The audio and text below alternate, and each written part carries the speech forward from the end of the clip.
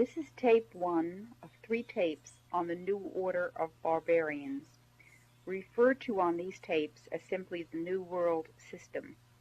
Tapes 1 and 2 are reminiscence by Dr. Lawrence Dunnigan of a speech given on March 20th, 1969 by an insider of the Order, whose names and credentials are given in the interview with Dr. Dunnigan on tape 3. The moderator for these tapes is Randy Engel, National Director, U.S. Coalition for Life. There has been much written and much said by some people who have looked at all the changes that have occurred in American society in the past 20 years or so, and who have looked then retrospectively to earlier history of the United States and indeed of the world, and come to the conclusion that there is a conspiracy of sorts which influences, indeed controls, major historical events not only in the United States but around the world. This conspiratorial interpretation of history is based on people making observations from the outside, gathering evidence, and coming to the conclusion that from the outside they see a conspiracy. Their evidence and conclusion are based on evidence gathered in retrospect, period. I want to now describe what I heard from a speaker in 1969, which in several weeks will now be 20 years ago. The speaker did not speak in terms of retrospect, but rather predicting changes that would be brought about in the future.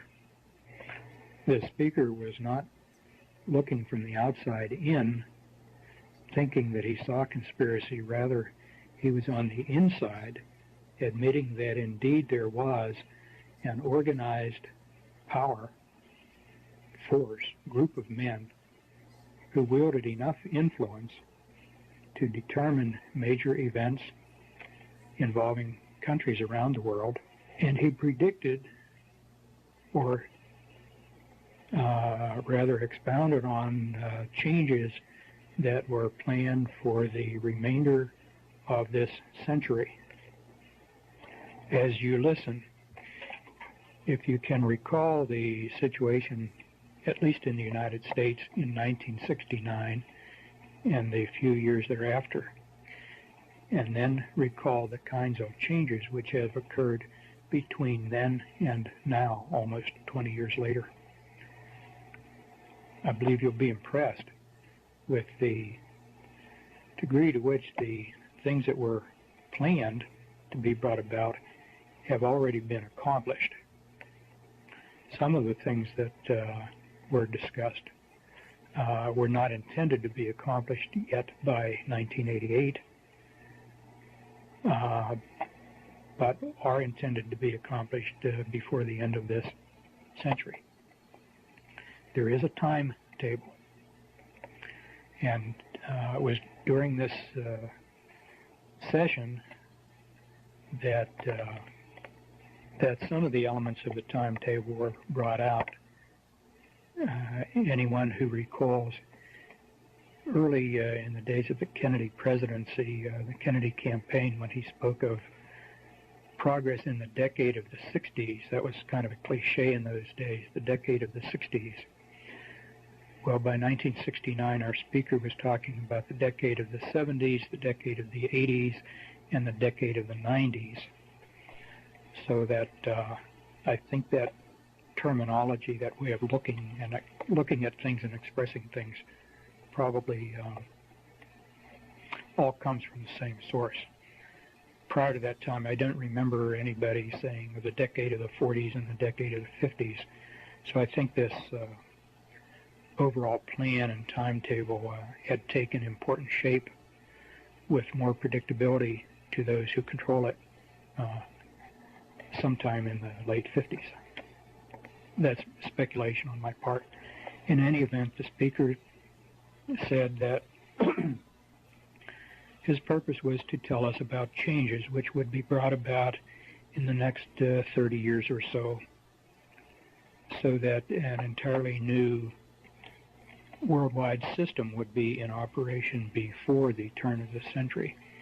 As he put it, we plan to enter the 21st century with a running start. He said as we listened to what he was about to present, he said, some of you will think I'm talking about communism. Well, what I'm talking about is much bigger than communism. At that time, he indicated there is much more cooperation between East and West than most people realize. In his introductory remarks, he commented that he was free to speak at this time. He would not have been able to say what he was about to say even a few years earlier, but he was free to speak at this time because now, and I'm quoting here, everything is in place and nobody can stop us now. That's the end of that quotation.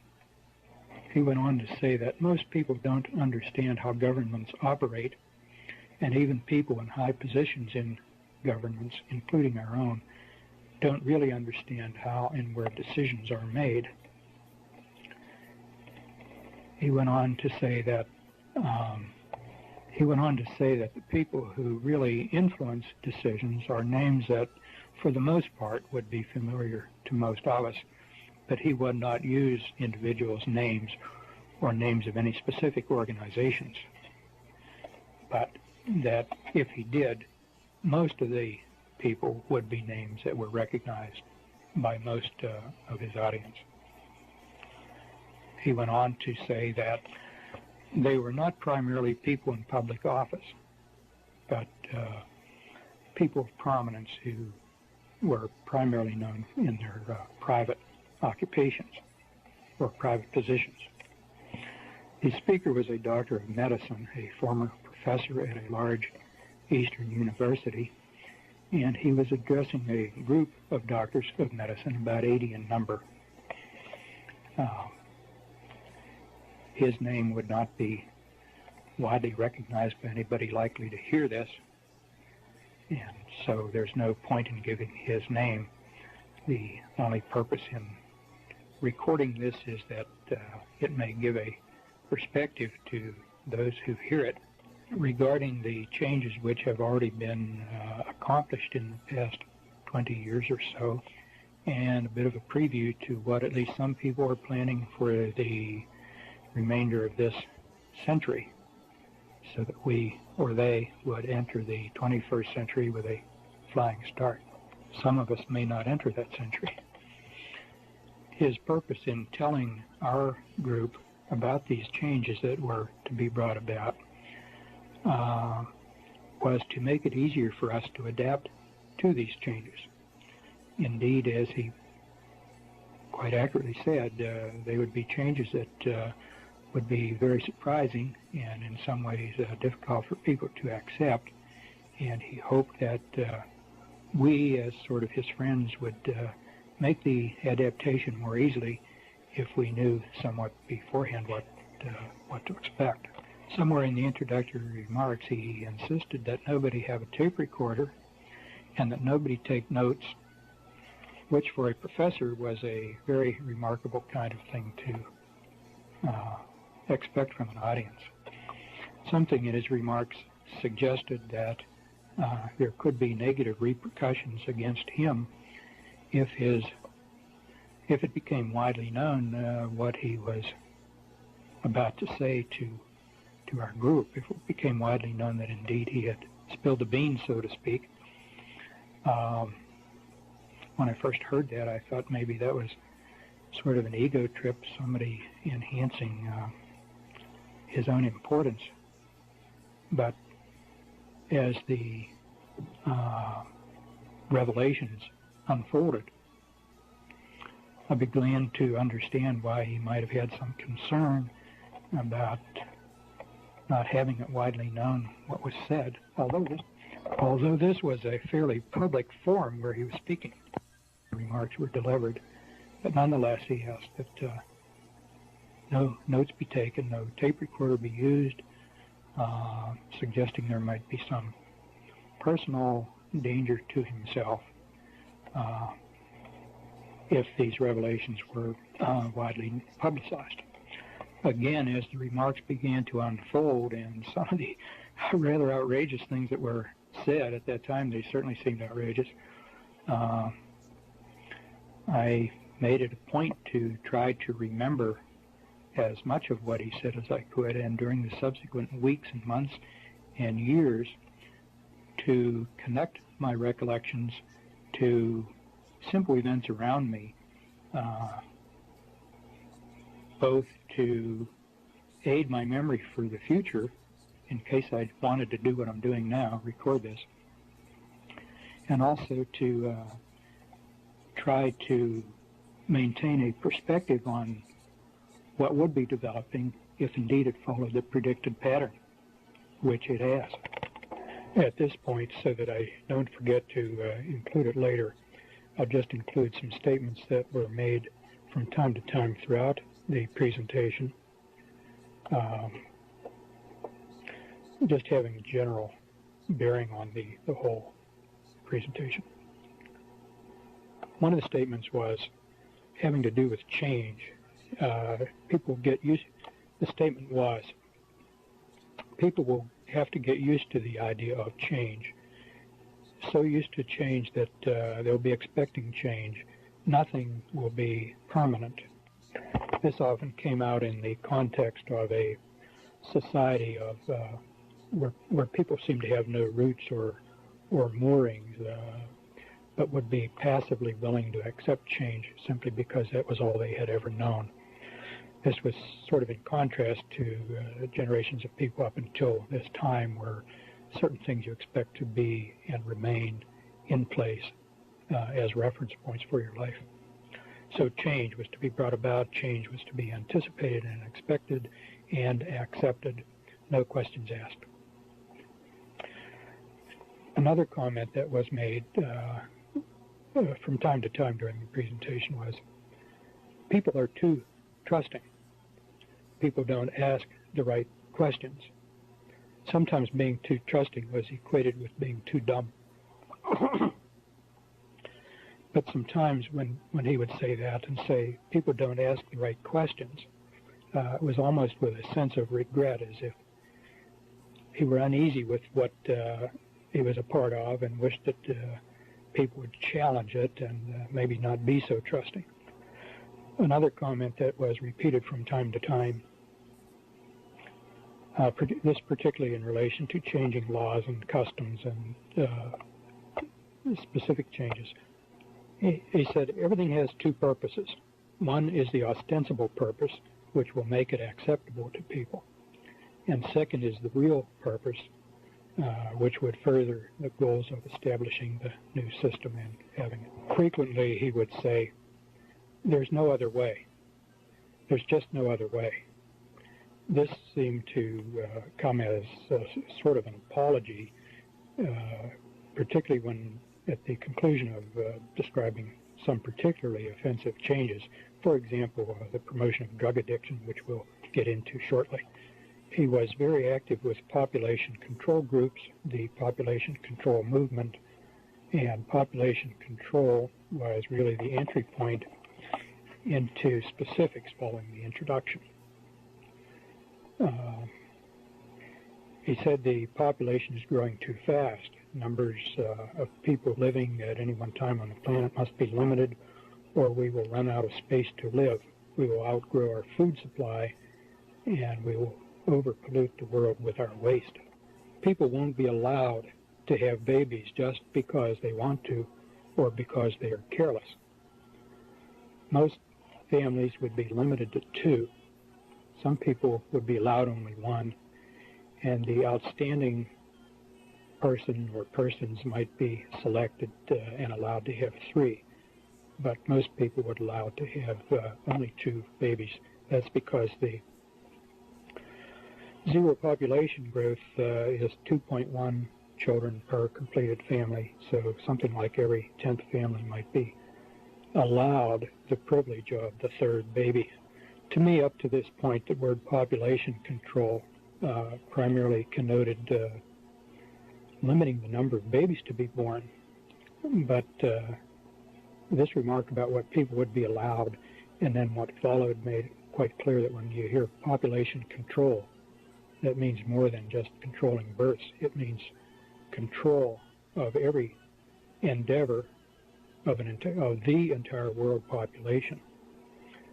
A much broader meaning to that term than I had ever attached to it before hearing this.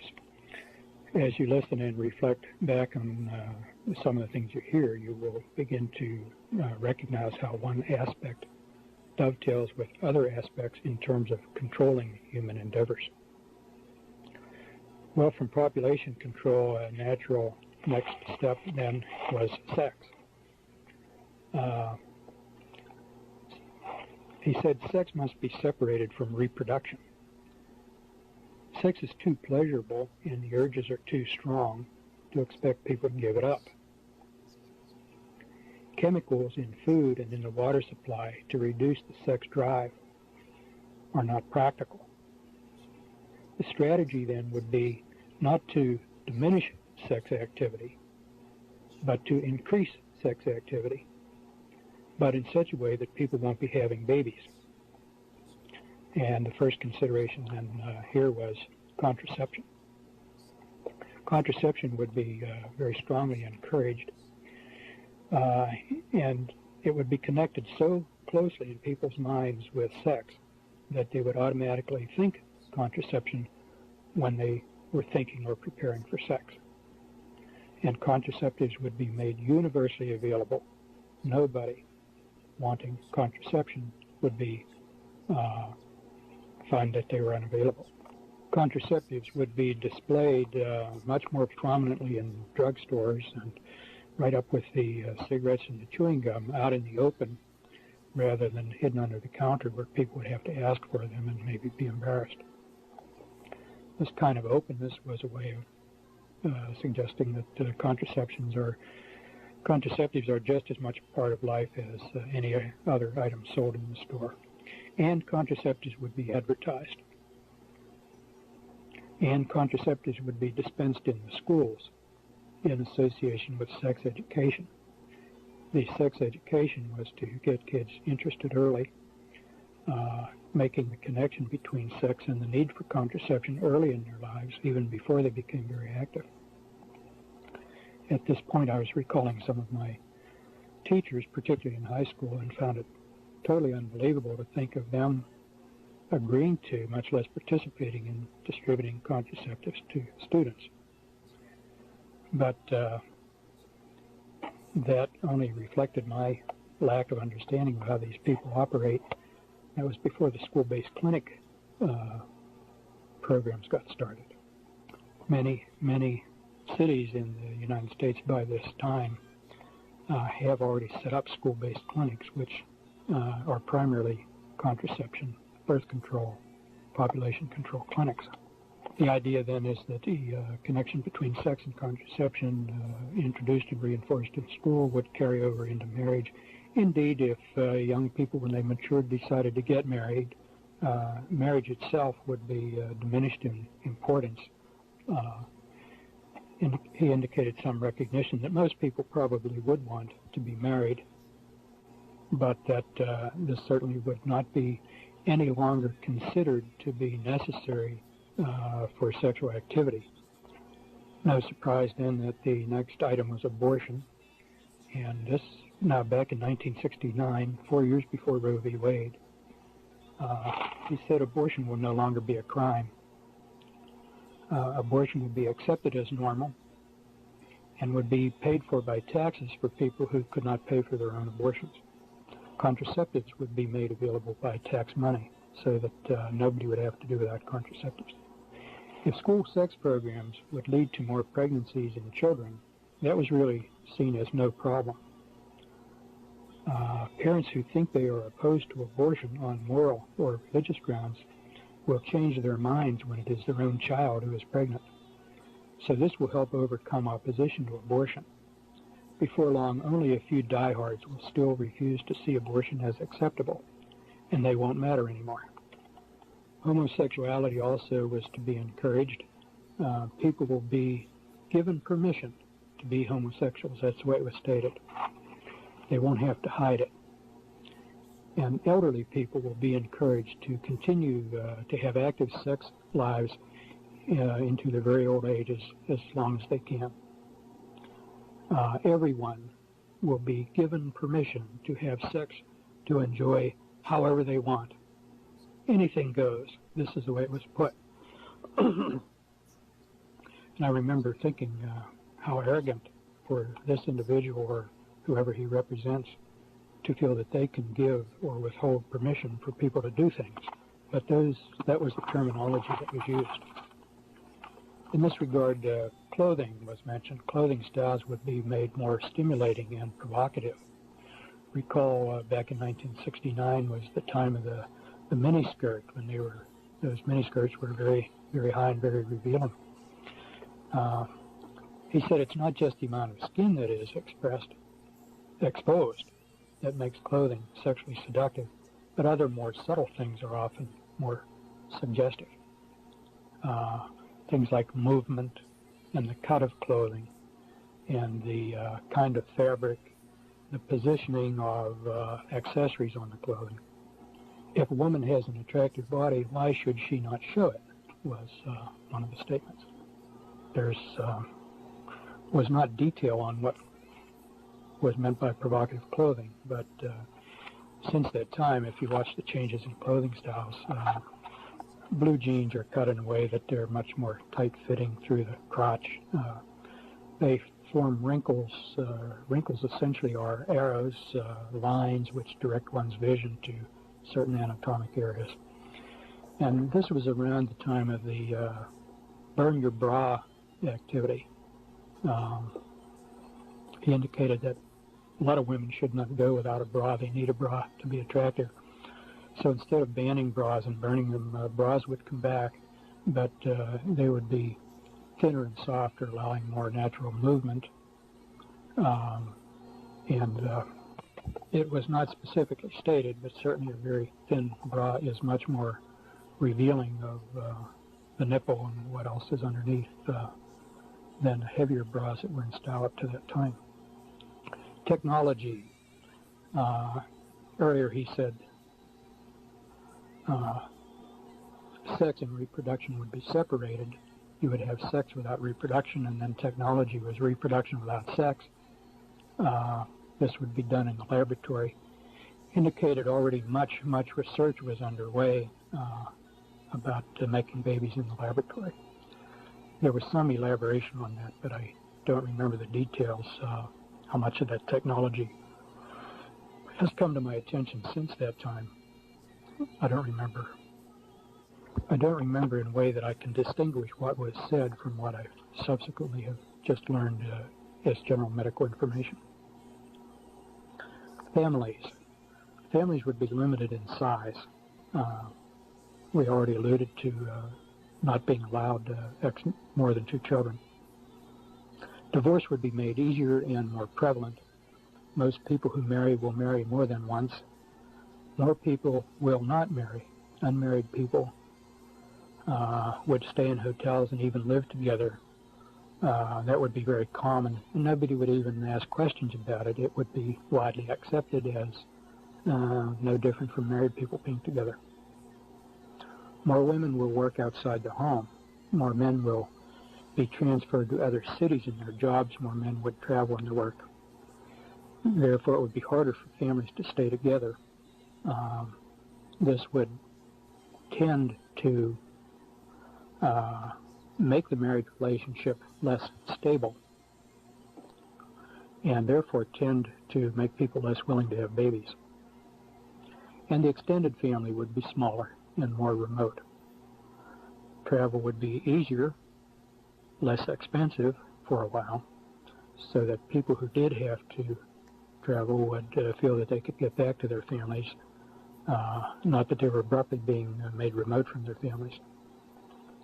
But one of the net effects of easier divorce laws,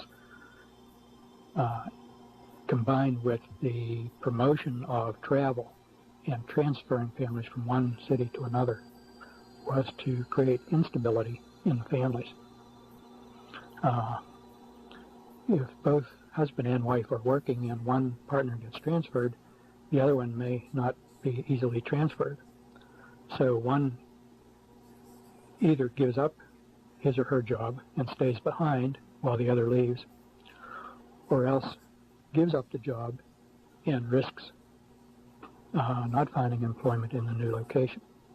Rather diabolical approach to this whole thing. Euthanasia. Everybody has a right to live only so long. The old are no longer useful. They become a burden. You should be ready to accept death. Most people are. An arbitrary age limit could be established. After all, you have a right to only so many steak dinners, so many orgasms, and so many good pleasures in life.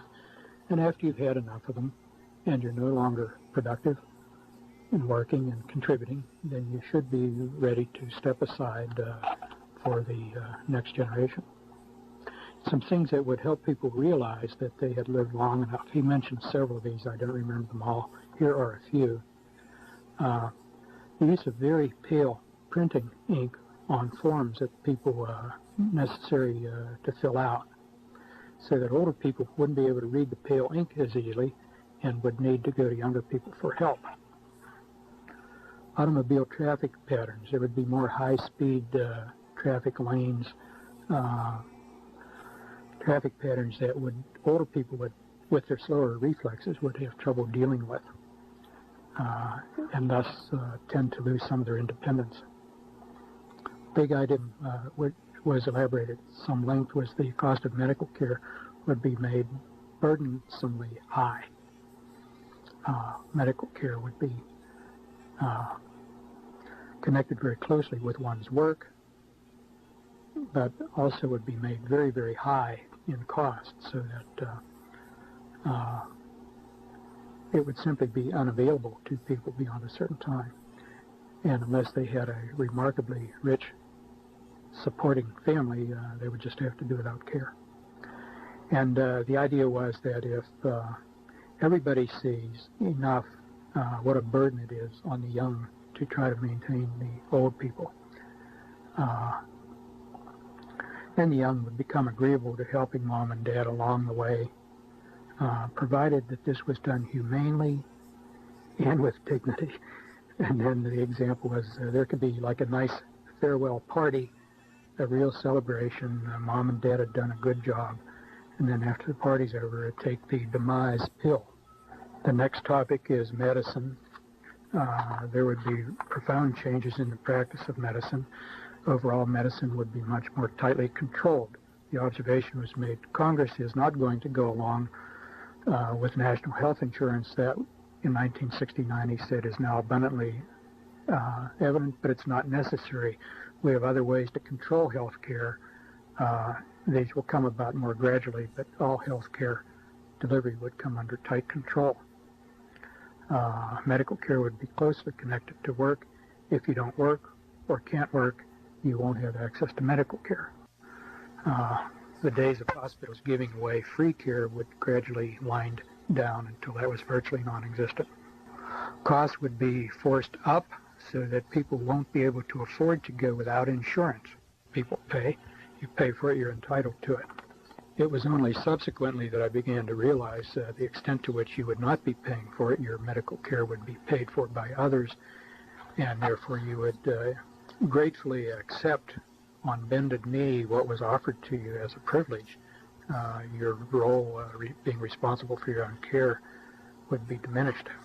As an aside here, this is not something that was developed at that time. I didn't understand at the time, but as an aside, the way this works, everybody's made dependent on insurance. And if you don't have insurance and you pay directly, the cost of your care is enormous. The insurance company, however, paying for your care does not pay that same amount. If you are charged, say, $600 for the use of an operating room, the insurance company does not pay $600 on your part. They pay $300 or $400.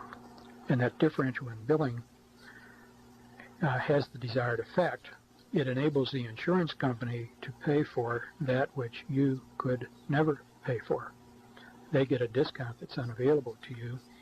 When you see your bill, you're grateful that the insurance company can do that, and in this way you are dependent and virtually required to have insurance. The whole billing is fraudulent. Anyhow, continuing on now,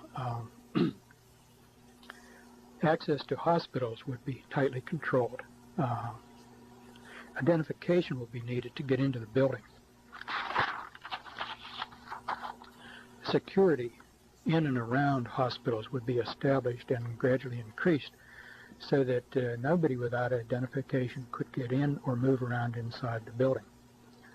Theft of hospital equipment, things like typewriters and microscopes and so forth, would be allowed, and exaggerated, reports of it would be exaggerated, so that this would be the excuse needed to establish the need for strict security until people got used to it. And anybody moving about in a hospital would be required to wear an identification badge with a photograph and telling why he was there, employee or lab technician or visitor or whatever. And this is to be brought in gradually, getting everybody used to the idea of identifying themselves until it was just accepted. This need for ID to move about would start in small ways, hospitals, some businesses, but gradually expand to include everybody in all places. It was observed that hospitals can be used to confine people for the treatment of criminals. This did not mean necessarily medical treatment. At that time, I did not know the word psycho prison, as in the Soviet Union, but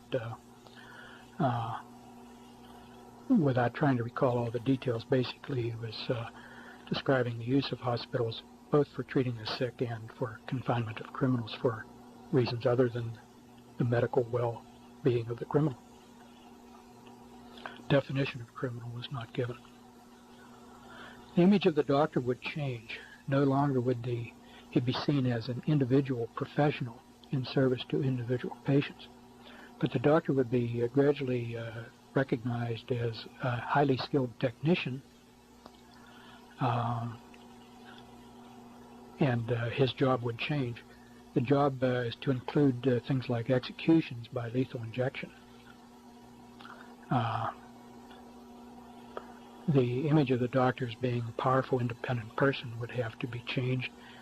And he went on to say, doctors that make entirely too much money, they should advertise like any other product. Lawyers would be advertising too. Keep in mind, this was an audience of doctors being addressed by a doctor, and it was interesting that he would make some rather insulting statements to his audience without fear of antagonizing us. The solo practitioner would become a thing of the past. A few diehards might try to hold out, but most doctors would be employed by an institution of one kind or another. Group practice would be encouraged, corporations would be encouraged, and then once the corporate image of medical care, as this gradually became more and more acceptable, doctors would more and more become employees rather than independent contractors. And along with that, of course, unstated but necessary, is the employee serves his employer, not his patient. So that's, and we've already seen quite a lot of that in the last 20 years, and apparently more on the horizon.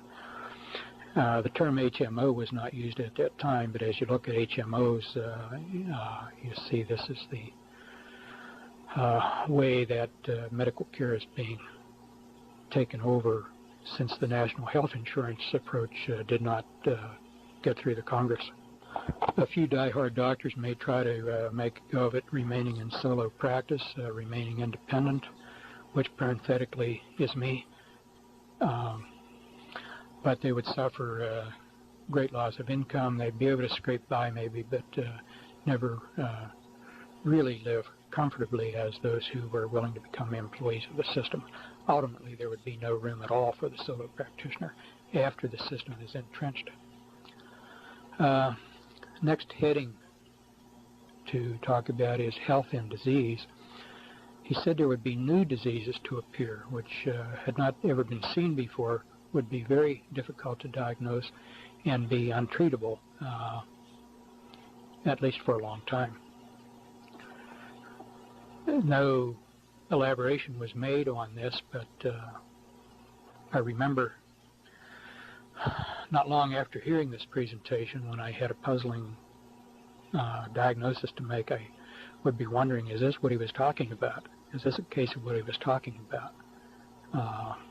Some years later, as AIDS ultimately developed, I think AIDS was at least one example of what he was talking about. I now think that AIDS probably is a manufactured disease. Cancer. He said we can cure almost every cancer right now. Information is on file in the Rockefeller Institute if it's ever decided that it should be released. But consider, if people stop dying of cancer, how rapidly we would become overpopulated. You may as well die of cancer as something else. Efforts at cancer treatment would be geared more toward comfort than toward cure. There was some statement that ultimately the cancer cures which were being hidden in the Rockefeller Institute would come to light because independent researchers might bring them out despite these efforts to suppress them. But at least for the time being, letting people die of cancer was a good thing to do because it would slow down the problem of overpopulation. Another very interesting thing was heart attacks. He said, there is now a way to simulate a real heart attack. It can be used as a means of assassination. Only a very skilled pathologist who knew exactly what to look for at an autopsy could distinguish this from the real thing. I thought that was a very surprising and shocking thing to hear from this particular man at that particular time. This and the business of the cancer cure really still stand out sharply in my memory because they were so shocking and at that time seemed to me out of character. He then went on to talk about nutrition and exercise, sort of in the same framework. People would have to eat right and exercise right to live as long as before. Most won't.